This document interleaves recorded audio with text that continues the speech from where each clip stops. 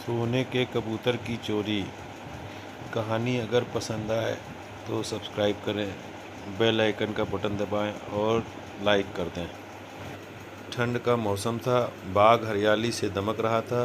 तभी बादशाह अकबर ने सभापतियों को बाग में दरबार लगाने का हुक्म दिया। हुक्म की तालीम हुई और पूरा दरबार अकबर और बीरबल बाग में बैठे। अकबर के आदेश पर बीरबल सभा में न्याय का कार्य देख रहे थे। कई लोगों की न्याय याचिका सभा में पढ़ी गई, जिनका बीरबल ने अपनी सूझबूझ से न्याय किया। लगभग सारी याचिकाएं पढ़ी गई। न्याय के इस कार्य में कई घंटे बीत गए।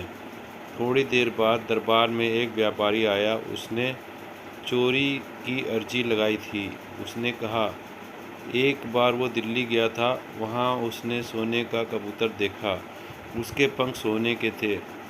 उसने वो कबूतर पूरे 10 सोने के सिक्के देकर खरीदा था। दिल्ली से आने के बाद उसने उस कबूतर को अपने घर में पिंजरे में रखा था और रोज़ सुबह और शाम उसे दाना डालता था। रात्रि को उसने दाना डाला था, लेकिन अगले दिन उसे बाहर जाना था, इसलिए यह कार्य घर के नौकरों को सौंप दिया। जब वह वापस आया तो कबूतर पिंजरे में नहीं था। अब उसे नौकरों पर शक था कि उन्होंने मेरे कबूतर को मार दिया, पर उसके पास कोई सबूत नहीं है। व्यापारी के शक के आधार पर घर के नौकरों को दरबार में लाया गया। उसने कई सवाल पूछे, पर किसी ने कोई उत्तर नहीं दिया। समझना मुश्किल था कि कबूतर को किसने गायब किया। तभी बीरबल उठा और नौकरों के चारों तरफ चक्कर लगाते हुए उसने ज़ोर ज़ोर से हंसना शुरू कर दिया। अकबर ने हंसने का कारण पूछा। तब बीरबल हंसी रोकते हुए बोला, महाराज, चोर तो हम सबके सामने ही है। उसने जब कबूतर को पकड़ा तो कबूतर के पंख उसकी पीठ पर कमीज के ऊपर चिपक गए, जिसे वो हटाना भूल गया और दरबार में आ गया। बीरबल की बात सुनकर एक नौकर घबराया और उसने अपने हाथों को अपनी पीठ पर फेर कर जानने का प्रयास किया कि क्या उसकी कमीज के ऊपर पंख हैं।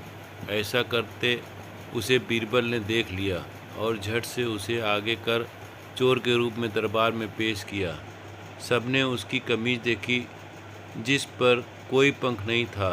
तब बीरबल ने कहा, उसने चोर को पकड़ने के लिए झूठ कहा था। उसे पता था कि जिसने चोरी की है वो ज़रूर अपनी पीठ की तरफ अपने हाथ बढ़ाएगा और अन्य नौकर सहजता से दरबार में खड़े रहेंगे। और वही हुआ। इस तरह बीरबल ने सोने के कबूतर की चोरी का न्याय किया, जिसे देखकर फिर से अकबर ने बीरबल की तारीफ की और सभी दरबारियों का चेहरा उतर गया। अकबर बीरबल के किस्से बहुत ही रोचक होते हैं। आपको यह किस्सा कैसा लगा, कमेंट बॉक्स में लिखें और मेरे चैनल को सब्सक्राइब करें, बेल आइकन पर क्लिक करें और लाइक का बटन दबा दें। धन्यवाद।